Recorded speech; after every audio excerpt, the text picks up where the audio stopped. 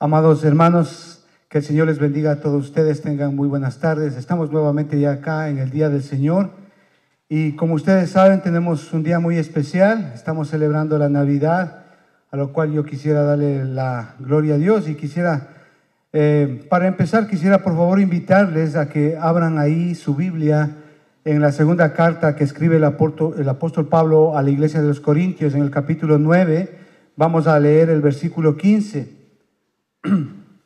Es un texto muy pequeño, muy corto, pero que es realmente rotundo, concluyente, especial, y habla justamente de lo que hoy vamos a tratar en este día. Dice así en 2 de Corintios capítulo 9 y versículo 15, dice la palabra de Dios así: gracias a Dios por su don inefable. Vamos a orar, hermanos, vamos a darle gracias a Dios. Padre, en el nombre del Señor Jesucristo, mi Dios, venimos delante de ti, oh Dios, a darte a ti toda la gloria, toda la honra, Señor, a ponerte nuestros corazones en tus manos, Señor. Sabemos que en tu soberanía, Señor, tú has planificado que estemos hoy acá y oramos, amado Dios, para que cuando tu palabra sea expuesta, Señor, nosotros seamos redargüidos de pecado, de justicia y de juicio. Señor, oramos para que tu Espíritu Santo llene este lugar de la gloria de Jesucristo. Señor, oramos, amado Padre, para que en el nombre de Jesús nuestros corazones sean transformados a la imagen de nuestro amado Jesús. Oramos, amado Padre, para que la verdad que escuchemos hoy día y sea revelada a nuestros corazones permanezca como una verdad eterna en nuestros corazones. Esto te lo pedimos, amado Padre, en el nombre de Cristo Jesús. Amén. Amén, hermanos. Este es un texto muy corto, muy pequeño, pero la verdad, hermanos, es un texto que realmente es muy concluyente con respecto a lo que representa e implica el Señor Jesucristo. Gracias a Dios por su don inefable. De hecho, el apóstol Pablo está tratando un tema importante acá en el capítulo 9, todo el capítulo 9, el capítulo 8, que trata acerca de las ofrendas a los santos, la ofrenda a las iglesias. Sin embargo, acá en el versículo 15, el apóstol Pablo lo que está haciendo es concluir todo lo que él había estado enseñando durante el capítulo 8 y el capítulo 9. Pero el apóstol Pablo concluye justamente toda esta enseñanza de una manera realmente espectacular, impresionante. ¿Por qué? Porque él dice: gracias a Dios por su don inefable. Entonces, muchos teólogos, estudiosos de la Biblia, están de acuerdo con el hecho de que la palabra don que él está utilizando aquí, el apóstol Pablo, se refiere a nuestro Señor Jesucristo como un todo. Y la palabra inefable que nosotros vemos acá justamente es una palabra especial, porque esta palabra significa algo que es indescriptible, algo que humanamente nosotros no podemos explicar. Y muchos de estos teólogos están de acuerdo en que lo que Pablo está concluyendo aquí en el capítulo 9 justamente está haciendo referencia al don, al regalo, a la bendición más grande que el ser humano jamás haya podido tener. Esto es Jesucristo. El don, el regalo, la bendición más grande que el hombre haya podido tener en términos de su providencia. Es decir, que Dios, en su soberanía, en su voluntad, en su poder, en su sabiduría, Él obró de tal manera de que el Señor Jesucristo venga a este mundo a favorecernos a nosotros. Es decir, el Señor obró tiempos, lugares, imperios, circunstancias, profecías, para que en determinado momento, bajo la plena voluntad y el conocimiento de Dios, el Señor Jesucristo naciese como un ser humano y pudiésemos en ese sentido favorecernos por su muerte vicaria en la cruz. Pero no solamente en cuanto a lo que es la providencia de Dios, sino también este don habla mucho en cuanto a lo que es la gracia de Dios. Es decir, que nosotros, aunque no lo merecemos, nosotros somos beneficiarios de una bendición, es decir, Jesucristo. Porque por cuanto todos hemos pecado, hemos sido destituidos de la gloria de Dios, aún así, en su gracia, el Señor nos dio esa bendición, esa ofrenda, ese don, ese regalo que se llama Jesucristo. De tal manera que nuestro Señor Jesucristo, al morir en la cruz, los beneficiarios somos nosotros. ¿Por qué? Como decía mi hermano en la introducción, Él es ese pan de vida, mediante el cual los que creemos en Él obtenemos vida eterna. Entonces es importante que nosotros entendamos que el don más maravilloso, más sublime y más especial, el regalo más especial, más inefable que nosotros podamos imaginar, que jamás haya tenido el hombre de parte de Dios, es precisamente nuestro Señor Jesucristo. Les digo esto, amados hermanos, porque ustedes saben, prácticamente estamos ya en Navidad y todo el mundo está celebrando la Navidad. Y todo el mundo sabe que estamos ya en este tiempo, se acerca la Navidad y obviamente siempre lo que más se habla es acerca de fiestas, luces en las casas, luces en las calles, reuniones familiares, cenas corporativas, regalos. E incluso la gente en este tiempo más se preocupa por las vacaciones que pueden tener cuando llega Navidad. Entonces, para el mundo, esta es una temporada de negocios, de comprar y regalar. Pero ¿se ha dado cuenta usted que tan pronto llega la Navidad se fue? Nos olvidamos de la Navidad e incluso del regalo que nos pudieron haber dado, incluso de la comida que hubiésemos podido comer. Nos olvidamos. Y después de eso, lo que más nos preocupa es la fiesta de fin de año. Y ya estamos pensando que a dónde me voy de fin de año, de paseo, qué cocinaré en fin de año, en la fiesta de fin de año, ¿verdad? Estamos preocupados en todas esas cosas. Lo que yo quiero decirle aquí es que lo más importante se ha perdido de lo que es la Navidad. Y esto es precisamente la verdad con respecto a nuestro Señor Jesucristo. Aquel que nació en un establo, en un pesebre, con un propósito: la salvación suya y mía. Nos olvidamos totalmente de eso. Para la iglesia, y hablando ya en términos cristianos, la Navidad se debería de celebrar todos los días. Si realmente entendiéramos lo que implica la Navidad y lo que representa la Navidad, el nacimiento del Señor Jesucristo. Deberíamos de celebrarlo todos los días con el mismo afán, la misma alegría, el mismo interés, la misma emoción, la misma convicción, el mismo amor. De hecho, ahí en Isaías capítulo 7, versículo 14, dice así, una de las profecías con respecto a la encarnación y al advenimiento del Señor Jesucristo, dice así: por tanto, el Señor mismo os dará señal. He aquí que la Virgen concebirá y dará a luz un hijo y llamará a su nombre Emmanuel. Dios con nosotros. Dios con nosotros. ¿Se da cuenta? El creador de todo, el que con su poder hizo todas las cosas, visibles o invisibles. Juan capítulo 1, versículo 3. Él vino acá a la tierra. El que sustenta todas las cosas con el poder de su palabra, según Hebreos capítulo 1 y versículo 3, Él vino acá, se encarnó en un hombre como usted y como yo. Nació acá como un niño. Él hizo a un lado toda la plena manifestación de su gloria majestuosa para venir acá y nacer como un niño, crecer. Él dejó todas sus prerrogativas divinas del cielo como algo a lo cual Él no quiso aferrarse, sino que por amor al hombre Él vino. Filipenses capítulo 2 del versículo 6 al 8. Él vino acá como hombre. ¿Entiende usted, amado hermano? El creador vino a la creación. El eterno vino a vivir en un tiempo limitado, en un lugar limitado. El Rey de Reyes vino al mundo lleno de tierra y de pecado. La santidad, lo sublime de la santidad, vino a la mundanalidad.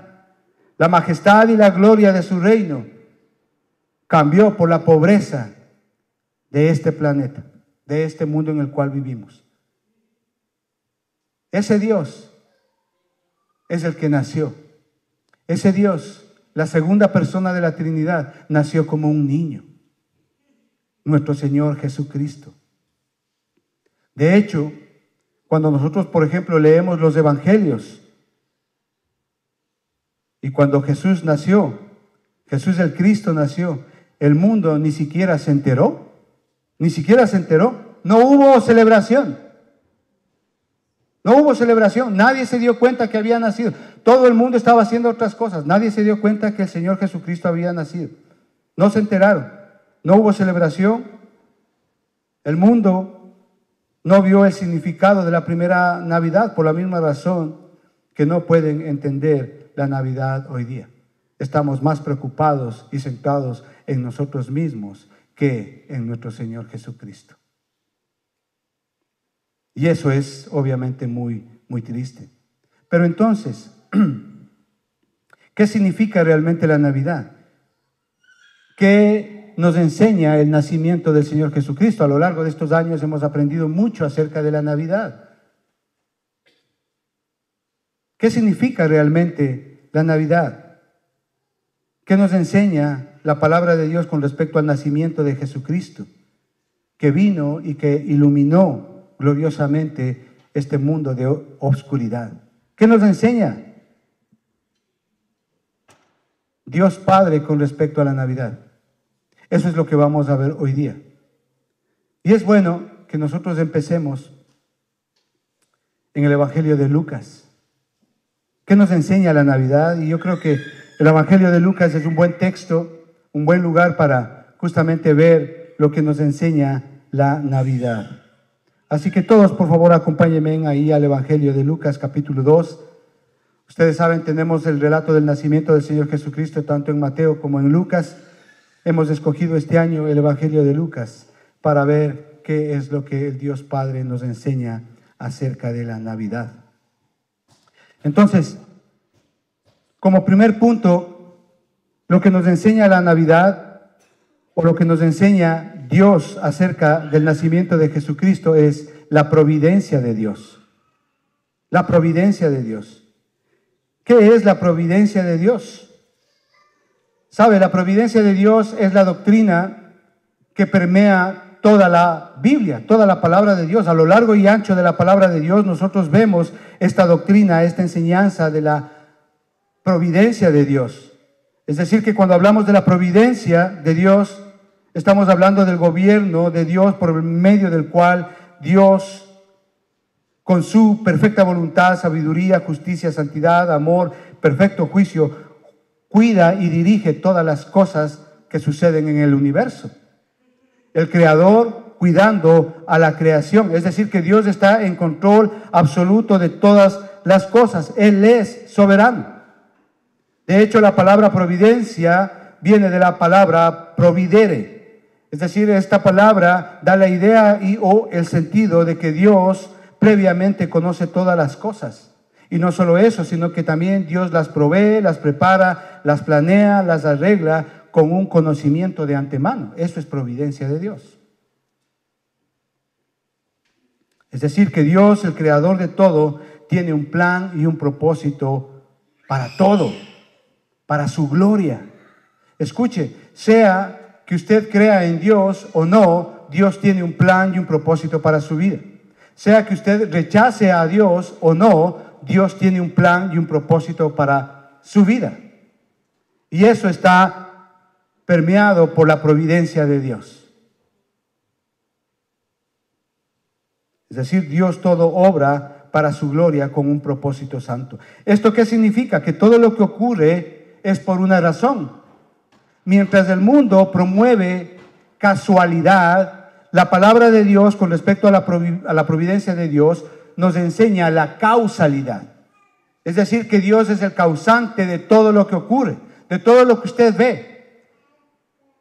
Pasado, presente y futuro. Dios es el causante de todo. Dios está a cargo de todo y a Dios no le molesta hacerse cargo de todo. Él es soberano en todo, tanto por lo bueno como por lo malo, por lo triste como por lo alegre, por la vida, por la muerte. Dios es soberano. Eso es la providencia de Dios. Dios todo lo dirige para su honra y para su gloria. De hecho, ahí en Efesios capítulo 1 y versículo 11, dice la palabra de Dios así, que Él hace todas las cosas según el designio de su voluntad.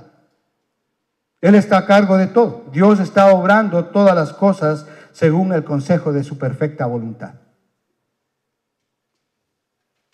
Dicho esto, ¿cómo vemos nosotros aquí la providencia de Dios en este texto? Mira el versículo 1 del capítulo 2 de Lucas. ¿Qué dice ahí? Aconteció en aquellos días que se promulgó un edicto de parte de Augusto César que todo el mundo fuese empadronado. ¿Nota usted? El censo romano se lleva a cabo como un elemento de poder para el imperio romano. ¿Por qué? Porque en ese sentido el censo romano lo que hacía era sencillamente contabilizar cuántas personas hay aptas para el servicio militar y de esa manera integrarle al servicio militar del imperio romano. Y también para saber cuánta gente hay que tienen y que deben de pagar impuestos.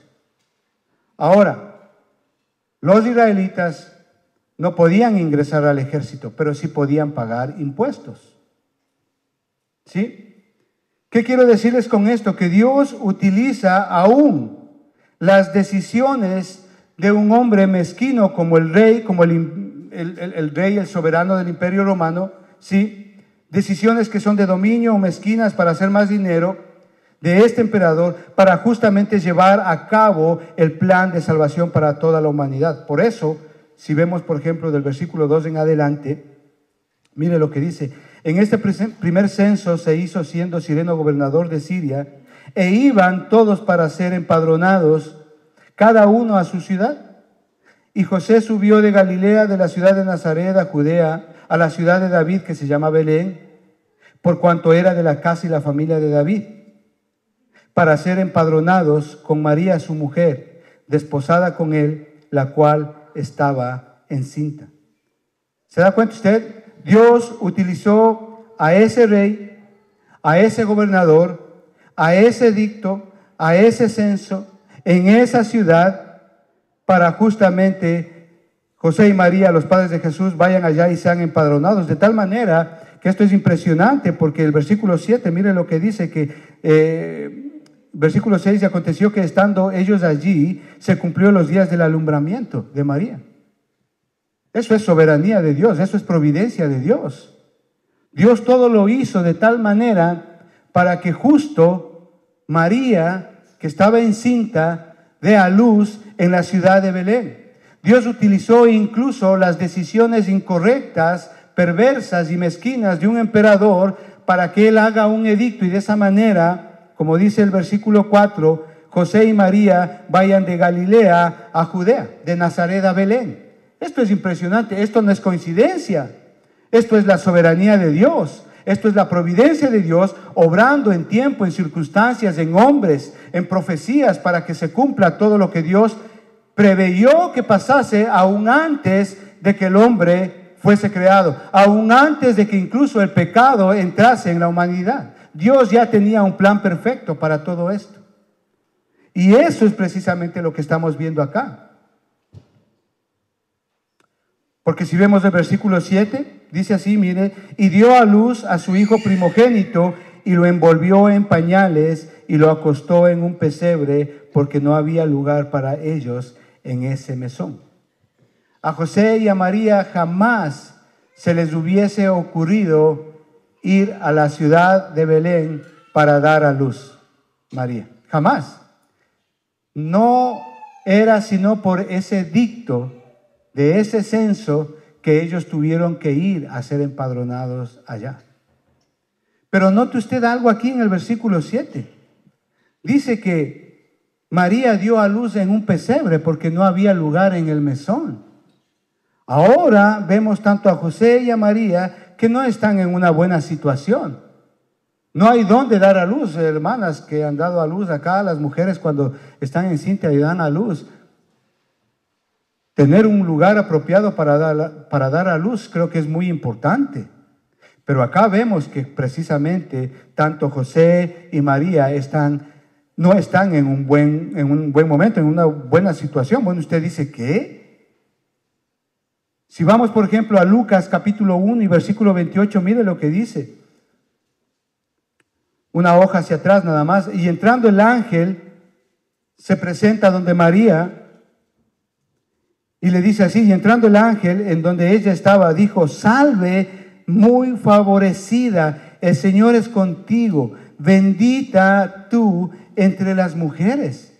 Usted dice, ¿qué? Una mujer tan bendecida, tan bendita entre todas las mujeres, está pasando por un mal momento, por una circunstancia adversa. ¿Qué está pasando acá? Mire, a lo largo del tiempo ha habido creyentes fieles que han pasado momentos difíciles de desesperación, cárceles, adversidades, pero cuando obedecemos a Dios y estamos donde Dios quiere que esté, vamos a ver la providencia de Dios. Y eso es precisamente lo que vemos en José y en María y en Jesucristo.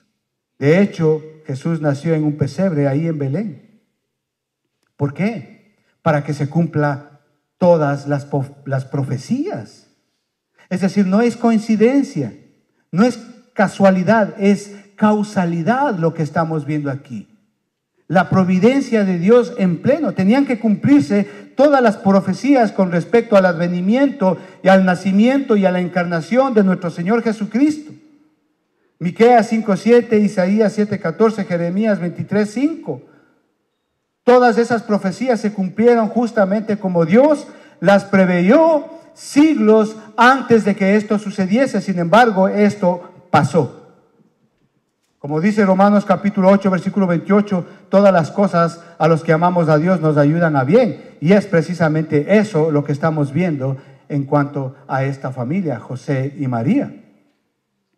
En últimas, amados hermanos, lo que quiero decirles y explicarles acá es que no fue el emperador, no fue el censo, no fue ese edicto, no fue el viaje que hizo José y María, no fue coincidencia la ciudad de Belén, es Dios soberano mostrando su providencia para hacer todo según su bendita voluntad, no solamente para su gloria, sino para su beneficio y para mi beneficio como creyentes.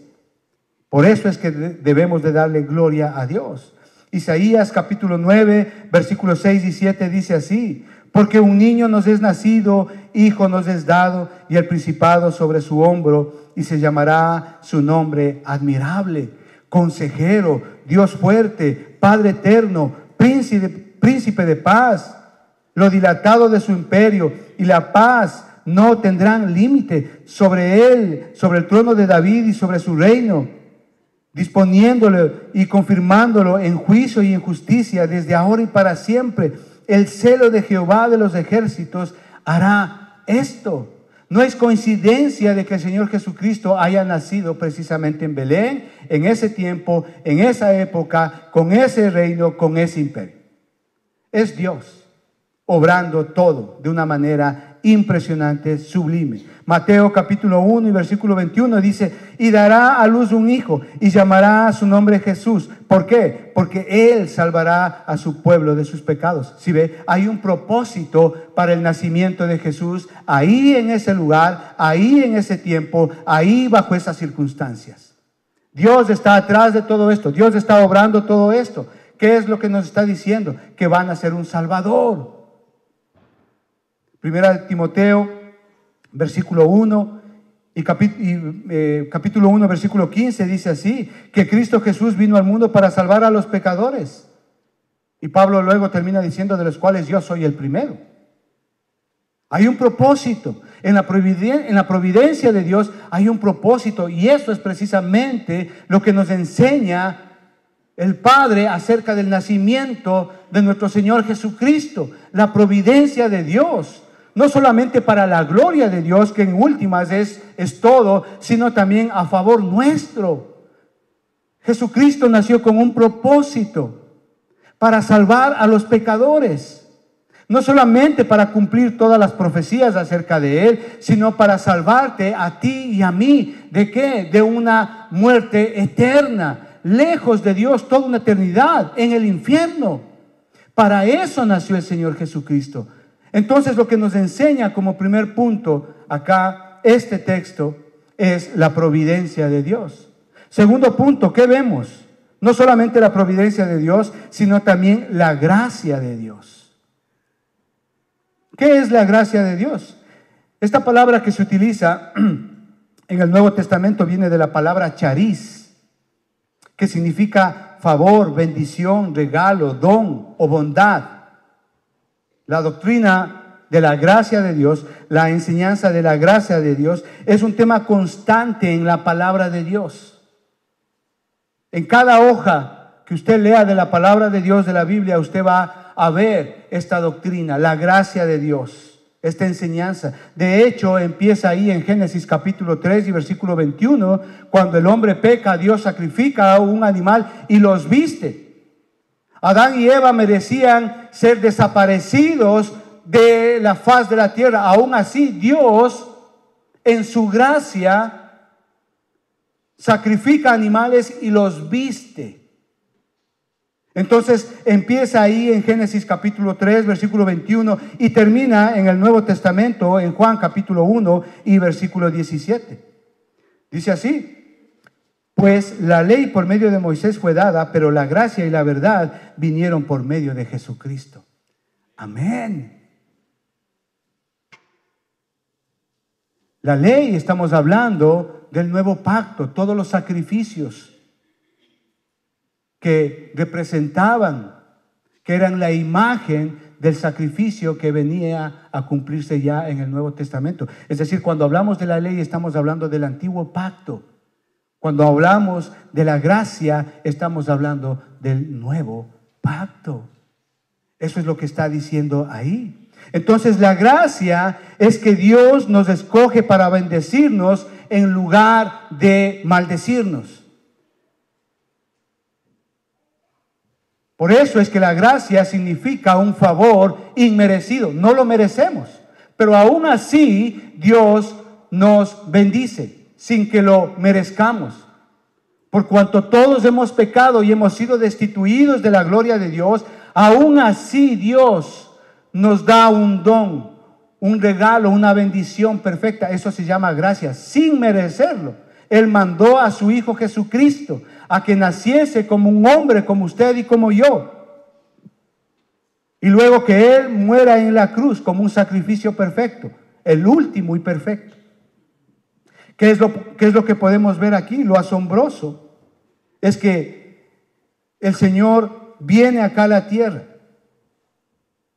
Aunque no lo merecíamos, aún así Dios nos bendice.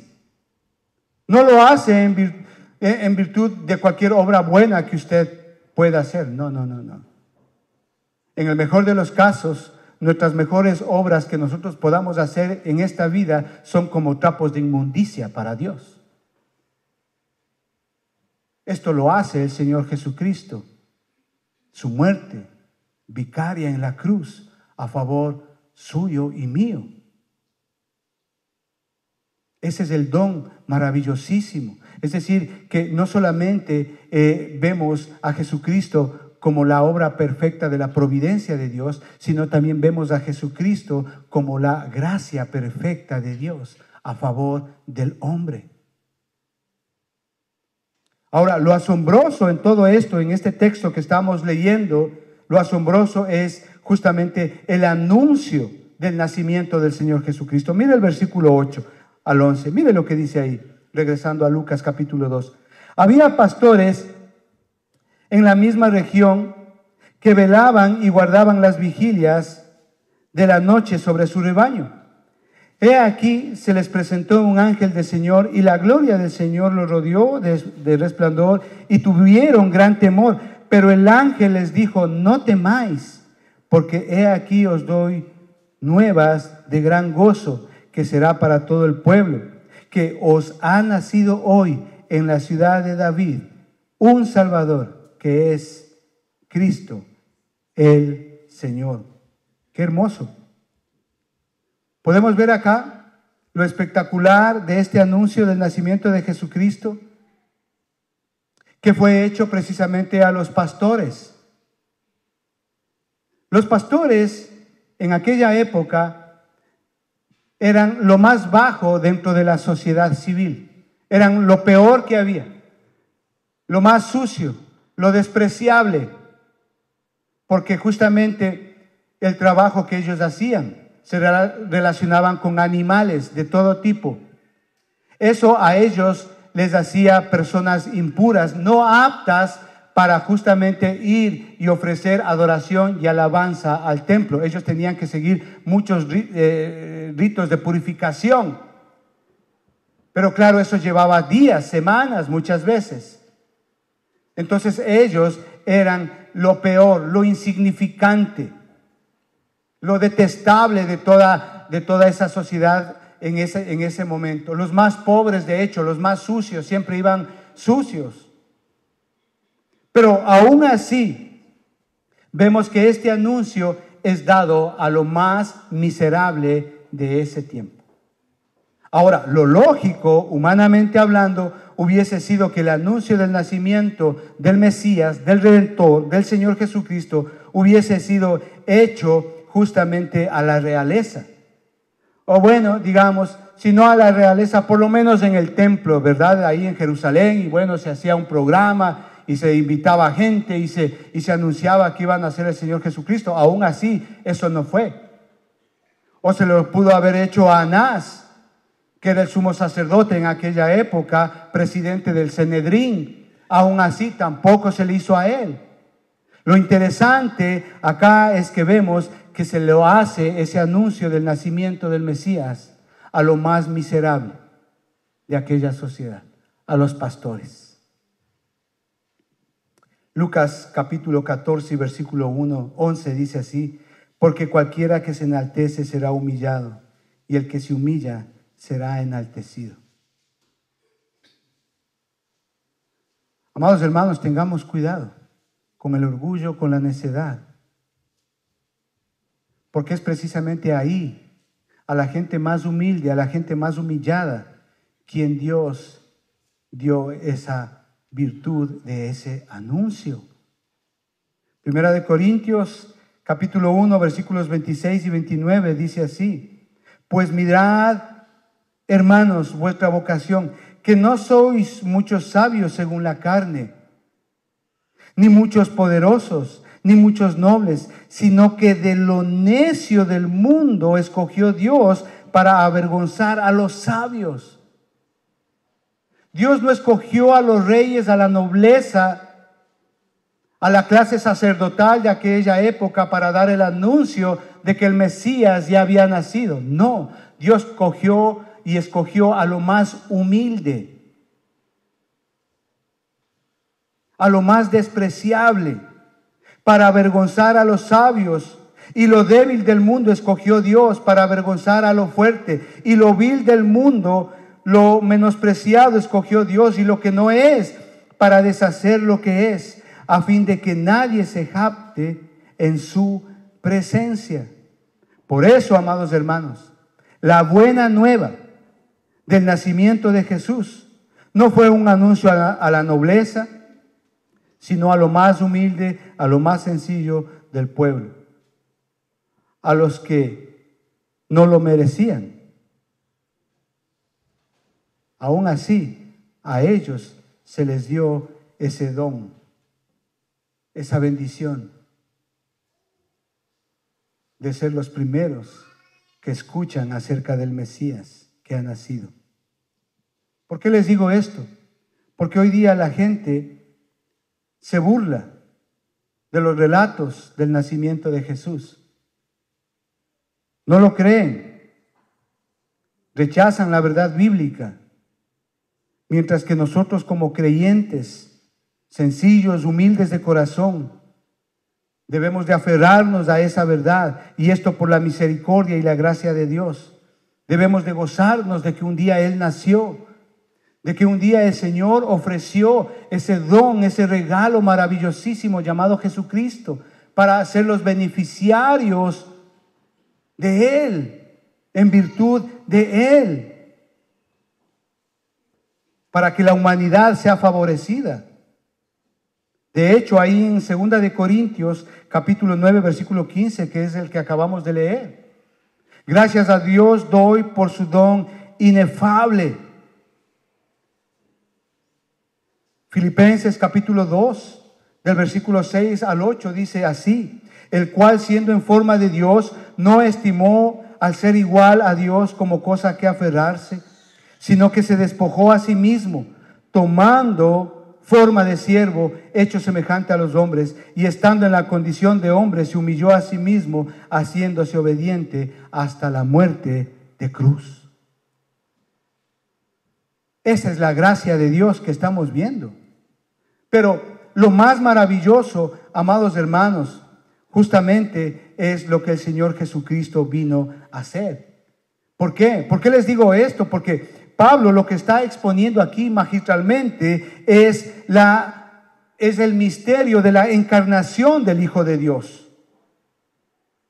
Es decir, ahora en virtud de la humillación redentora de Cristo, la salvación es una riqueza inigualable para todas aquellas personas que aceptan al Señor Jesucristo como su Señor y como su Salvador. Es decir, la encarnación del Señor Jesucristo, el nacimiento del Señor Jesucristo es el regalo de Dios. Esa es la gracia de Dios mismo proveyendo salvación a todo aquel que en Él crea, para que no se pierda, sino sea salvo. La gracia salvadora de Dios implica tres cosas importantísimas, hermanos. Uno, que Dios nos da vida. ¿Por qué? Porque estábamos muertos en delitos y pecados. Cuando Dios hace esto, nos otorga vida, aún estando muertos en delitos y pecados. Dios nos otorga un arrepentimiento. Este arrepentimiento nos hace reconocer nuestro pecado y que hemos pecado contra nuestro Dios santo. Ese arrepentimiento, luego el Señor nos provee de fe, una fe salvadora que nos hace que podamos creer en el sacrificio vicario del Señor Jesucristo en la cruz. Y yo le ruego a Dios, a todos los que están aquí y todos los que nos están viendo, que si Dios aún no les ha otorgado el don de vida, que les pueda otorgar esa vida que necesita un muerto, para que pueda reconocer por medio del arrepentimiento sus pecados y por medio de la fe pueda reconocer a Jesucristo como su Señor y como su Salvador. Entonces Dios nos otorga estas bendiciones, aunque no lo merecemos, porque la paga del pecado es muerte. El alma que pecare, esa ciertamente morirá. Aún así, Dios nos ha otorgado vida, arrepentimiento, fe y salvación. Eso es la gracia de Dios. Y todo esto en virtud del sacrificio de Jesucristo. Por eso la palabra de Dios dice así: porque por gracia sois salvos. Y esto no de ustedes, no de nadie, es un don de Dios. Esa es la gracia de Dios, amados hermanos. ¿Qué nos enseña Dios Padre con respecto al nacimiento del Señor Jesucristo? Su providencia, su gracia. Pero no solamente eso, sino también su mensaje. Veamos el versículo 10, volviendo acá a Lucas capítulo 2, versículo 10, dice: pero el ángel les dijo: no temáis, porque he aquí os doy nuevas de gran gozo, que será para todo el pueblo, que os ha nacido hoy en la ciudad de David un Salvador, que es Cristo el Señor. Esto os servirá de señal: hallaréis al niño envuelto en pañales, acostado en un pesebre. Bueno, ante tan evento, así cualquiera puede sobrecogerse, ¿verdad? Sentir temor a lo que veían y oían. Sin embargo, aquí estamos hablando de un temor reverente, de un temor santo, de un temor de respeto. Sin embargo, el mensaje que les da el ángel a estos pastores es uno solo: no temáis. No temáis. ¿Sabe usted que el temor es una herida que todo hombre tiene? Todo hombre tiene temor. Es una herida, está ahí en Génesis capítulo 3, versículo 10. Está ahí, desde ese momento, todo hombre tiene temor. Temor a la muerte, temor al mañana, temor a la soledad, temor a la inseguridad, temor a una enfermedad, temor al que dirán, temor a todo. Tenemos temor a todo, a algún animal, a todo tenemos temor.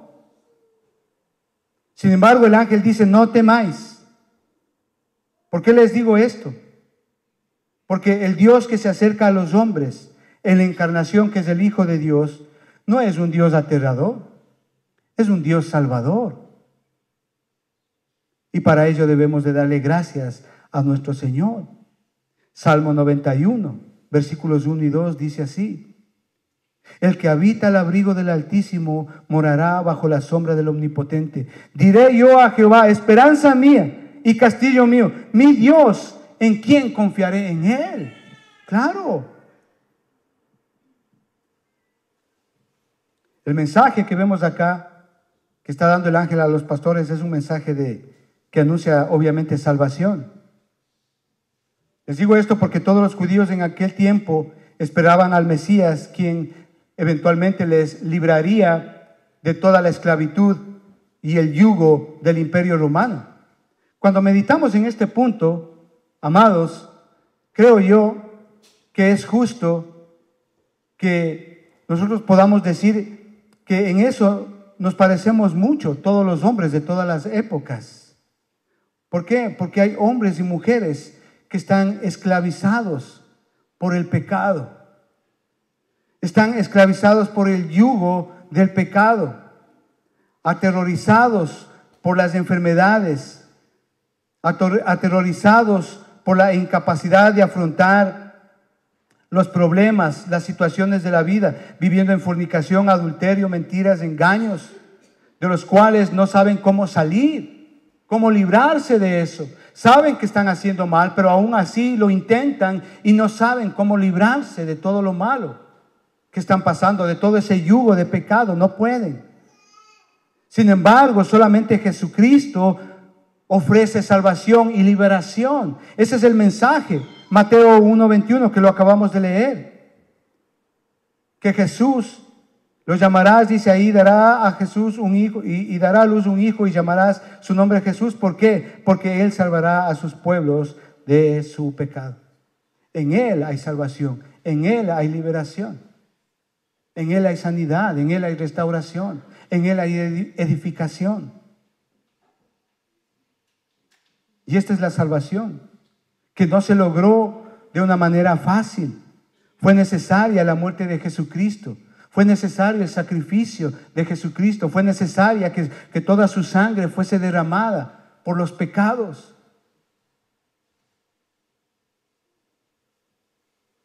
Romanos capítulo 3 y versículo 23 dice así: por cuanto todos pecaron y están destituidos de la gloria de Dios, siendo justificados gratuitamente por su gracia mediante la redención que es en Cristo Jesús, a quien Dios puso como propiciación por medio de la fe en su sangre, para manifestar su justicia, a causa de haber pasado por alto en su paciencia los pecados pasados, con la mira de manifestar en este tiempo su justicia, a fin de que el que sea justo y el que justifica al que es de la fe de Jesús. De ese estamos hablando, de nuestro Señor Jesucristo. Hechos capítulo 4 versículo 12 dice así: y en ningún otro hay salvación, porque no hay otro nombre bajo el cielo dado a los hombres en que podamos ser salvos. No es la Virgen, no es el santo, no es el Papa, no es los libros de Elena de White, nada de esas cosas. Es en Jesucristo en que somos salvos, en Él, por la fe en Él. Ese es el mensaje dado a los pastores. Ha nacido un Salvador. ¿De qué? De nuestro pecado, de una muerte eterna. Acompáñenme al versículo 13 y 14 del capítulo 2 que estamos leyendo. Y repentinamente apareció un ángel en la multitud, con el ángel una multitud de huestes celestiales que alababan a Dios y decían: gloria a Dios en las alturas y en la tierra paz, buena voluntad para los hombres. ¿Nota usted ahí qué es lo que está pasando? El cielo adora. El cielo está adorando y da gloria a Dios. Vea el versículo 15. Sucedió que cuando los ángeles se fueron de ellos al cielo, los pastores se dijeron unos a otros: pasemos pues hasta Belén y veamos esto que ha sucedido y que el Señor nos ha manifestado. Y vinieron pues apresuradamente y hallaron a María y a José y al niño acostado en el pesebre. Y al verlo, dieron a conocer lo que se les había dicho acerca del niño. Y todos los que oyeron se maravillaron de lo que los pastores les decían. Los pastores, los más necesitados, lo más vil, lo más despreciado de ese tiempo, de esa sociedad, tienen desesperación para conocer a Jesucristo. Lo vil, lo sucio, lo impuro, tienen desesperación por conocer a Cristo.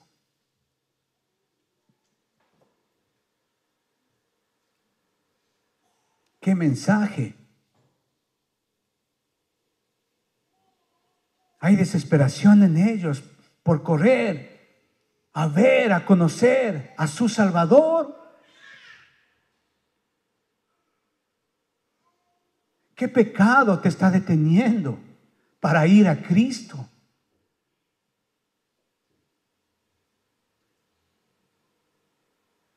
¿En qué pensamientos invierte tu mente todos los días y te impide ir a Cristo? Nota usted, hay desesperación en ellos. Ellos están sucios, malolientes, ellos son impuros, pero aún así se les ha dado el mensaje del Salvador por la providencia y por la gracia de Dios. Ellos reciben el mensaje. No esperes más. El pecado, es cierto, ensucia, ata, ancla a una persona, pero hay desesperación en ellos para correr hacia Jesucristo. Y lo hermoso de esto es, ¿sabe qué? Ellos tienen desesperación, alaban al Señor. Cuando le ven, le conocen, ellos dan gloria a Dios. Y hay desesperación en ellos por hablar de lo que ellos han visto, por dar testimonio de lo que ellos han conocido. Eso es lo que nos enseña la palabra de Dios con respecto al nacimiento de Jesucristo. No tiene nada que ver con regalos, no tiene nada que ver con comidas, con luces, nada de eso. Es un mensaje enteramente de salvación. De que aunque ningún ser humano lo merezca, aún así Dios mandó en la eternidad y Él planificó todo para que naciese Jesucristo, creciese y fuera a la cruz. Él nos marcara un camino con la cruz a quien acudir para ser libre de cualquier pecado, toda maldición. Él las asumió, las vivió, las consumió en sí mismo. Su sangre quita todo pecado, limpia todo pecado.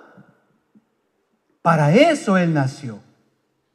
Mire el versículo 19. Pero María guardaba todas estas cosas, meditándolas en su corazón.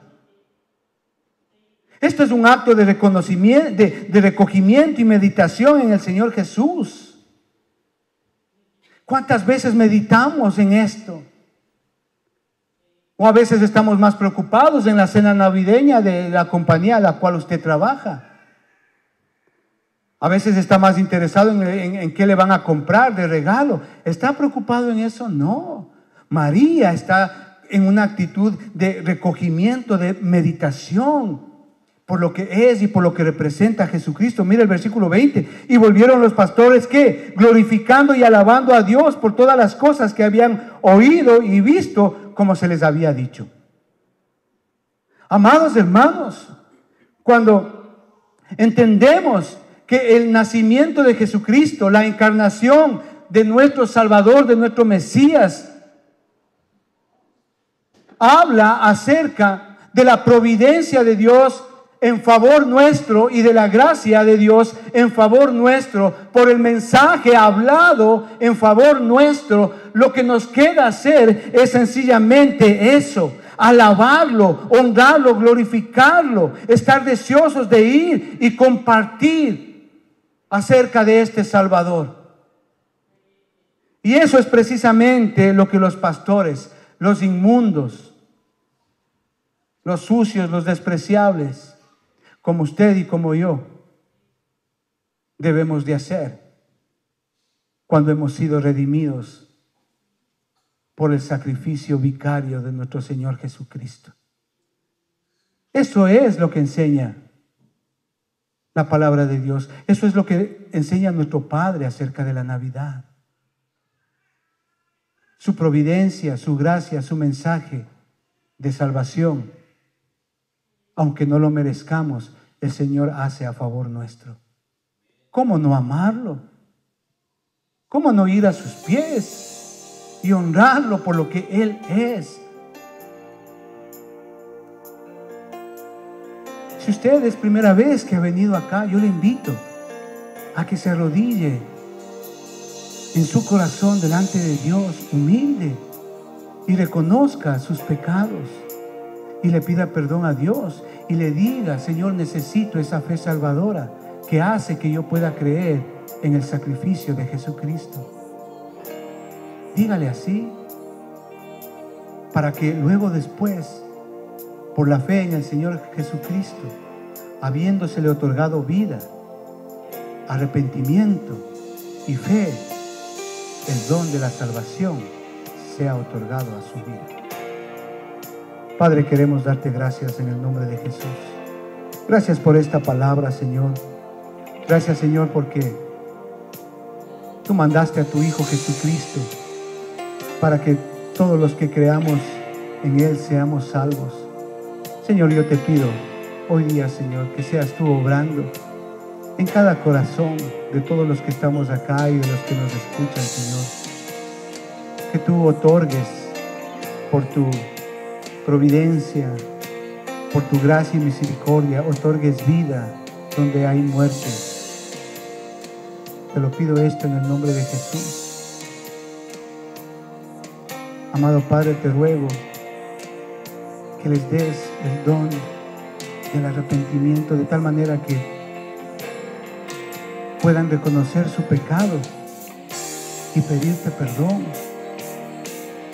Señor, y también te pido que les otorgues el don de la fe, para que por medio de la fe ellos puedan creer en lo que tú hiciste, amado Jesucristo. Y Señor, y por esa fe otórgales salvación. Te lo pedimos esto, amado Padre, en el nombre de Cristo Jesús. Amén. Amén, hermanos. Que el Señor les bendiga. Muchas gracias.